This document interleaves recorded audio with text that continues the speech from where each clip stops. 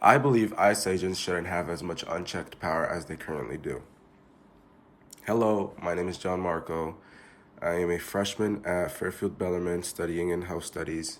And today I just want to talk about how ICE agents shouldn't have as much unchecked power as they do, as well as more stricter control on lethal weapons that they hold and better training, with a consideration to adjusting their pay structures and, most importantly, invest in smarter, non confrontational ways to identify people who are in the country illegally. This isn't about open borders or ignoring laws. It's about smarter, fairer enforcement that respects due process and reduces unnecessary risks. So, let me break this down.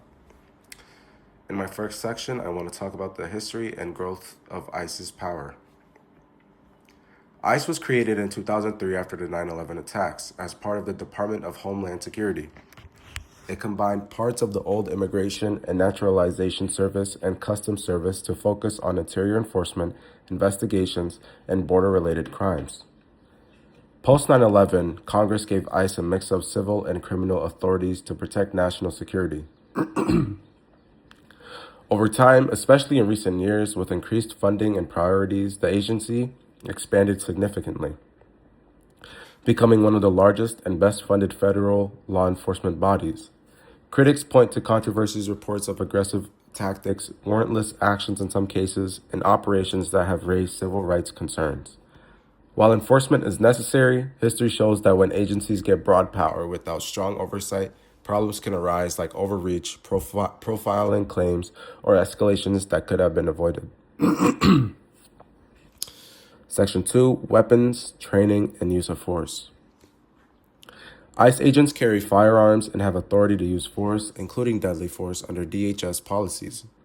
The standard is generally objective reasonableness based on the totality of circumstances, imminent threat of death, or serious injury. They receive training on use of force, continuums, de-escalation in some programs and qualifications, but I argue we need more rigorous and ongoing training and stricter controls on when and how lethal weapons are deployed in everyday immigration encounters. Not every operation requires armed agents ready for high-risk takedowns. Better emphasis on non-lethal options, body cameras for transparency, and clearer limits on force in nonviolent situations could prevent tragedies while keeping agents safe.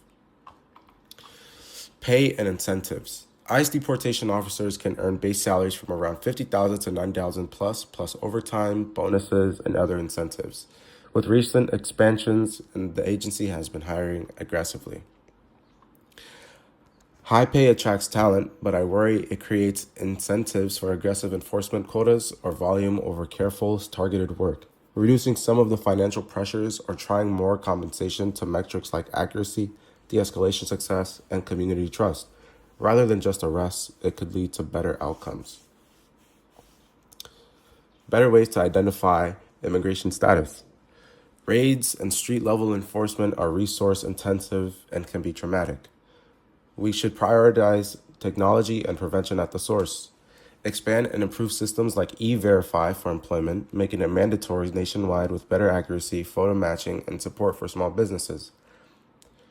Invest in biometric tools, database integration, like linking Social Security, tax records, and immigration data securely, and entry-exit tracking at borders and airports. These methods catch issues earlier, before people settle deeply into communities, reducing the need for dramatic home or workplace operations. Studies show E-Verify can deter unauthorized work, though it needs fixes or errors affecting legal workers. Focus enforcement resources on public safety threats, serious criminals, and recent border crossers while using civil tools and technology for others. My core argument and call to action. We can enforce immigration laws without giving agency excessive militarized power that risks abuse. Stronger training and weapon controls protect everyone, agents and civilians. Smarter pay incentives and tech-forward detection reduce reliance on force. This leads to more legitimate, effective, and humane outcomes. Unchecked power erodes public trust. Better systems uphold the rule of law while respecting rights. And what do you think? I want to hear from you guys. Share your experiences or ideas respectfully. If you support reform, please comment.